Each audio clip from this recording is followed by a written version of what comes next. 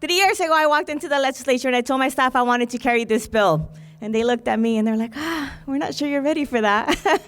But this fall, I went home and I had a discussion with women about the day-to-day burdens, about everything we deal with on a regular basis and the barriers we have. And I started thinking about our periods. This is a monthly burden we have.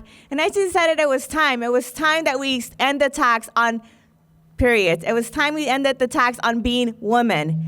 And so I don't think this was intentional by my colleagues. Whenever it got passed, I think it was an oversight. We've been taught not to talk about our periods. We've been taught to hide it. We've been taught that it's shameful. This is just biology. It's something that happens every month on a regular basis. It's something a lot of us deal with for 40 years of our lives. And so it's time we come out of the shadows and we end this tax on tampons, and that we all should create access. This bill is not just about creating equity in our tax code, but it's about leading a bigger discussion. How are we going to make sure young girls in school have the products they need so they could go to school? I'm doing this for the young girl in Stockton that told me she has to use socks sometimes because she knows she can't miss school because the way out of poverty is going to school and getting an education.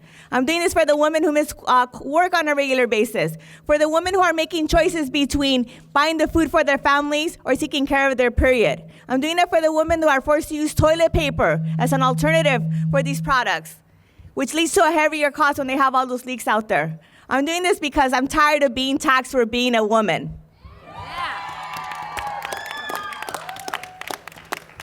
And so I'm proud to stand here with my co-authors and all of you to tell the rest of the nation and the world that in California, we lead by example, and we're going to end this tax on tampons. Axe the tax! Axe the tax! Gathering support and talking about the P word or the M word were still things that we were encouraged to be shy about and even ashamed, even though these are just a natural part of our lives. And by speaking out and encouraging conversation, we can work to reduce the stigma there is on the public behalf, on periods, and address the greater issue here, which is ways to make hygiene products accessible for girls and women who can't afford them and don't have access to them.